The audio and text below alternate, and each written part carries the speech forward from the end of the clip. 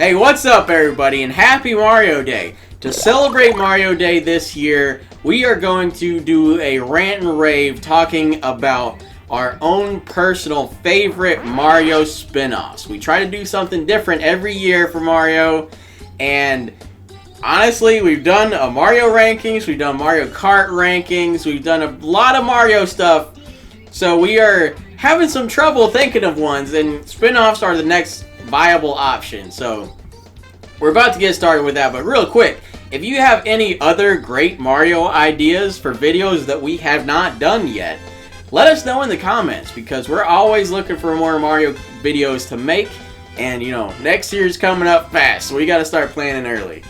But getting on with it, my favorite Mario spin-off of all time, it was a very hard choice to make because Mario is spun in a lot of different directions. And at first, I was gonna, piss everybody off and say my favorite spin-off of Mario is Mario. Because if you think about it, Mario is kind of just a spin-off of Donkey Kong. But then Donkey Kong spun off into the countryside, and then they spun back together for Super Mario Kart. Is weird, but I was gonna say Donkey Kong, but he's kind of his own thing. They just party sometimes together, and that's it. So my true, honest spin-off is spinning out because it is Mario Kart.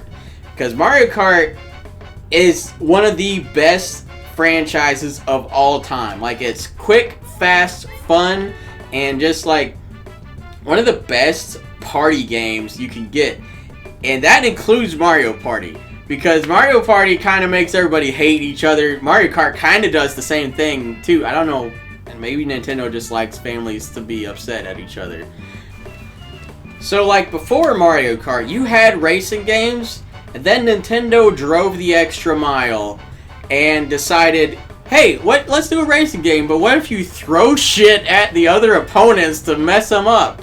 And is a lot better, like, it's way cooler than that if you actually look into the history of it, because the actual team at Nintendo legit went go-karting to like do research for this game, and they learned how go-karts worked, and it is like, it's a very cool like history of, if you ever want to look up Mario Kart history, it's great.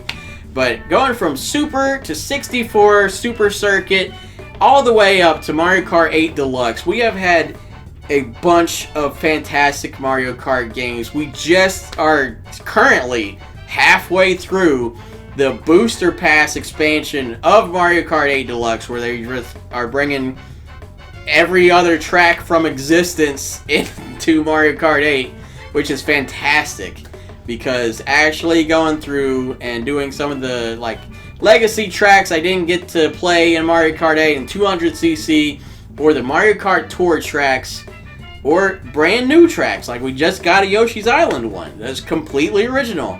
It's absolutely amazing.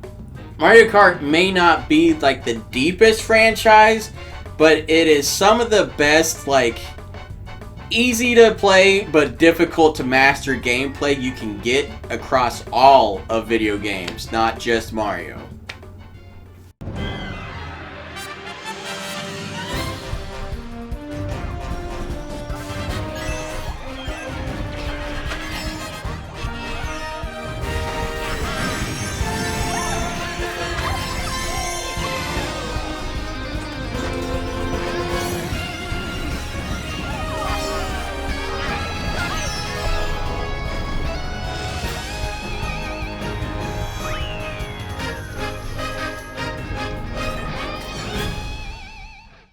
One thing I've always loved is the Wario Land games. It's just the perfect spin-off because Mario has rules. Mario has a formula. Wario can do whatever the game designers need him to do that time. Like, he's got dragon powers, he can tackle things and like rob them, he searches for treasure. I mean, he might be immortal because you can just light him on fire or turn him into a zombie, or he gets stung by a bee and like his head swells up so much that he floats. Travel to another dimension where shaking is what you do. Like, Wario's whatever you need him to be, and all of those games are really fun. I haven't played through every Wario Land game to completion, but everyone is a blast, and even the micro games like WarioWare are just such random fun, and no other character besides Wario could pull that off. And on top of all of that variety of gameplay, he's got such an odd personality for a protagonist too, because he's sloppy, he's gross, he smells bad, but he's also like endearing because of those, and it doesn't make any sense because he's just a jerk. But in his games, from his perspective, it looks like Mario's the jerk, and that's a weird thing to pull off, and I don't know how they did it. You're getting very greedy. You are me, Wario. You're very handsome. You have amazing powers. Plunder and pillage pirates' treasure. Bag up 1,000,000,000 coins. Buy me a castle bigger than Mario's.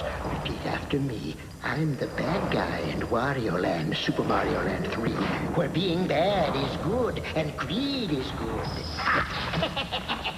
Come and get it on Game Boy, greedy. This is a hard one, because not only do you have all these sports games and all that, but my favorite spin-off would definitely be the RPGs. But I feel like it's cheating to just blanket statement say all of the RPGs.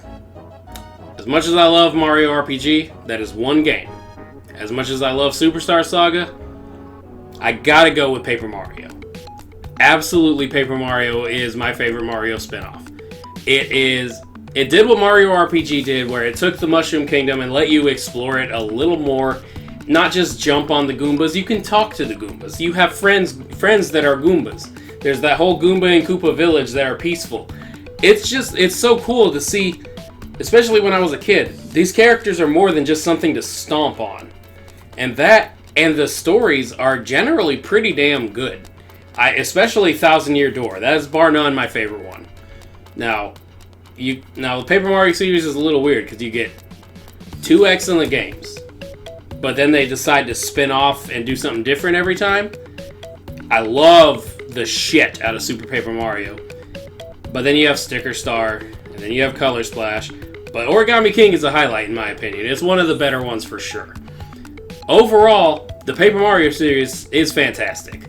I mostly love all but one game that I've played out of it. I haven't gotten around to Color Splash yet. From what I've heard, it sounds like it's better than Sticker Star, but still not like optimal. But if they ever bring it to Switch, I'll definitely get to that one. However, the main reason Paper Mario is my favorite Mario spinoff is because the combat system is excellent. I love the timed attacks. That's how you take a turn-based combat system and make it fun for me, because like turn-based generally not my thing.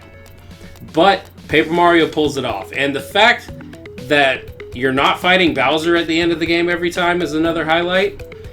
You get all this cool lore and all these cool characters, these great, phenomenal, memorable party members, and a very charming paper aesthetic on top of that. And that I could gush a lot longer, but I'm not going to here. But Paper Mario is easily my favorite Mario spinoff.